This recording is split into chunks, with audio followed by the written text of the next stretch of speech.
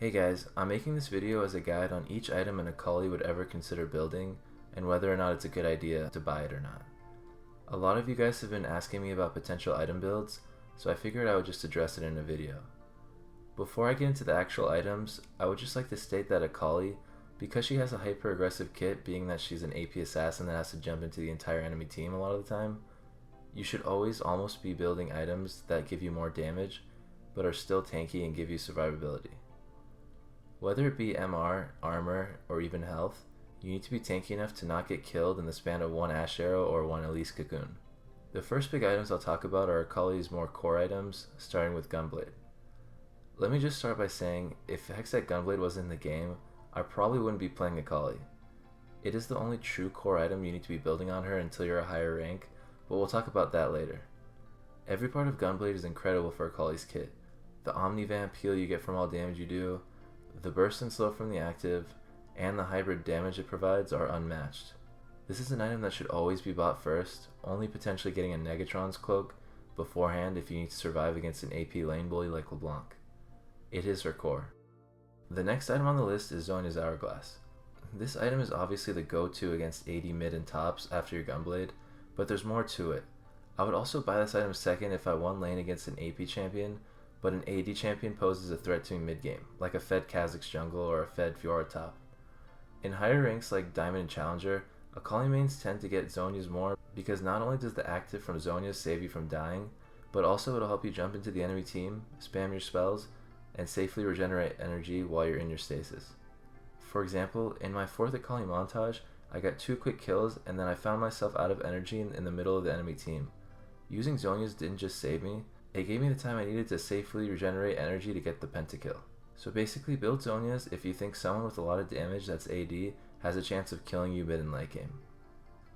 The other item you should consider building after Gunblade is an Abyssal Scepter. It's got AP, MR, a great aura, and even some CDR. A perfect item for Akali to build against AP threats. You should always build it if you're against an AP mid that you haven't completely destroyed in lane. The only time I wouldn't build an Abyssal is if they only have one AP champion, they're mid or top, and that AP champion is getting dumpstered by the time you finish your Gunblade. Otherwise, I usually get it second to my Gunblade, or third after my Zhonya's if I was laning against AD and they have an AP threat. The next item is going to be Rylai's. This item seems to be undervalued by some Akalis, but everything about it is incredible. On top of the fact that you are spamming spells into the enemy team a lot of times, slowing everyone, it gives you not only 100 AP, but 400 health too. Akali is always looking to chase and assassinate enemies, and Rylai's gives her the tools she needs to get the job done. More damage and a strong CC. I would build this after Gunblade if no one is a threat on the enemy team mid-game. Otherwise, I would build this as a 3rd or 4th item after Zhonya's or Abyssal if I opt for the defensive stats first. Now for the more creative items. The first item I'll talk about is Guardian Angel. This item is often overlooked by some Akalis, but in my opinion it is a great cheap defensive item.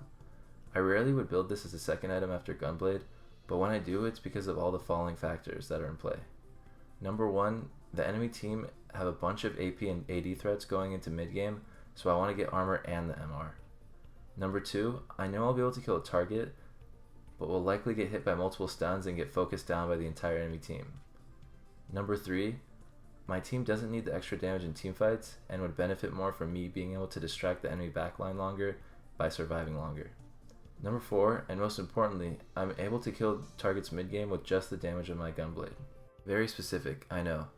And if you won't be able to remember all this, I recommend that you just don't ever get it as a second item.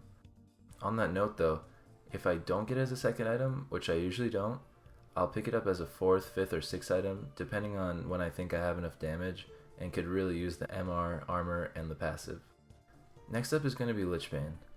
This item seems to be commonly built in lower ranks, but it's actually not as good of an item as you might think.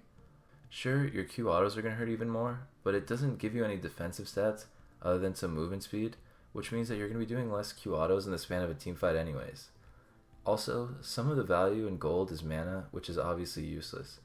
This is something I would never consider building unless, number 1, my team is absolute trash and I have to split push, and number 2, the enemy team is trash and they'll let me get away with split pushing.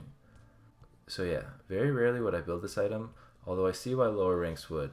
Cost efficiency wise, the extra burst the active provides doesn't justify the price. Maybe if it was 600 to 800 gold cheaper, I might build it on Akali, but there's just so many better items that make Akali much more of a threat. Next is going to be Rabadons.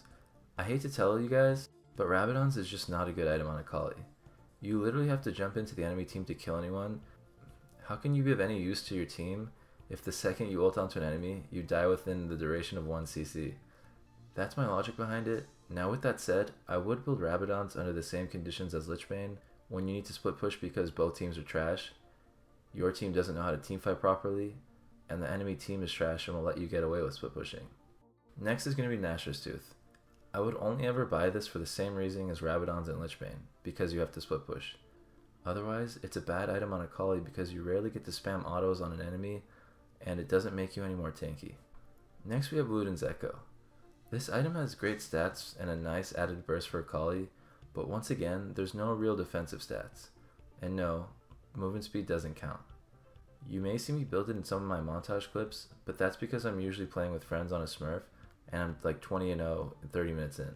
So yeah, I'd only build Ludens if I'm super fed and wanted more burst and movement speed. Next on the list is Void Staff. Next on the list is Void Staff. The only time I would ever build this item is if your team decides to pick full AP champions for every role besides AD carry, and the enemy team builds a lot of MR. This is rare though, because most people aren't dumb enough to create a full AP comp. Next, Titanic Hydra. No, don't build it. It may have been good when the meta had Akali build full tank, but not anymore. No good Akali player will ever build Titanic Hydra. It's not a cost efficient item. Next is Sterak's Gauge. This item isn't worth buying because the passives scale off of health and AD, which you don't build enough to justify purchasing. Never build it. Next is Magias.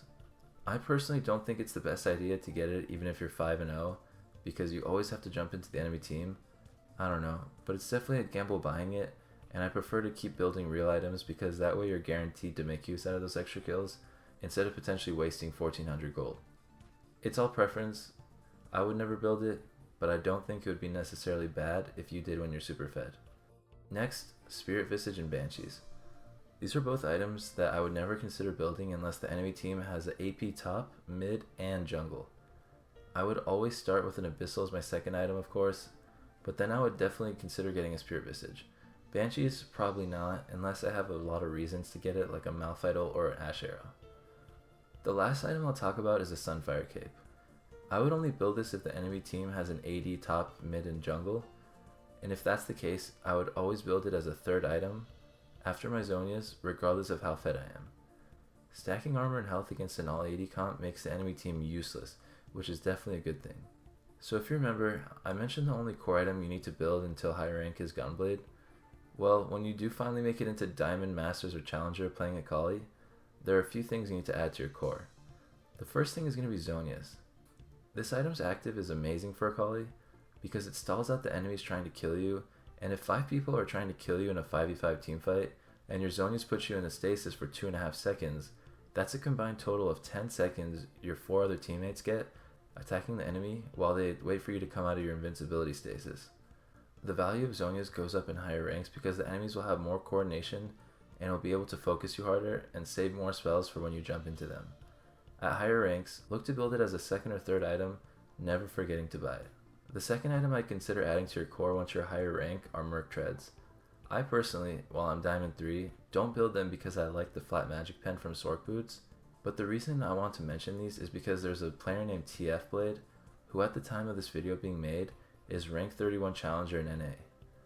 He always builds Merc Treads, likely because at the highest of ranks, enemies will always hard focus an Akali that jumps into the enemy team, and the enemy carries position themselves much safer at higher ranks, so he likely struggles to find open targets.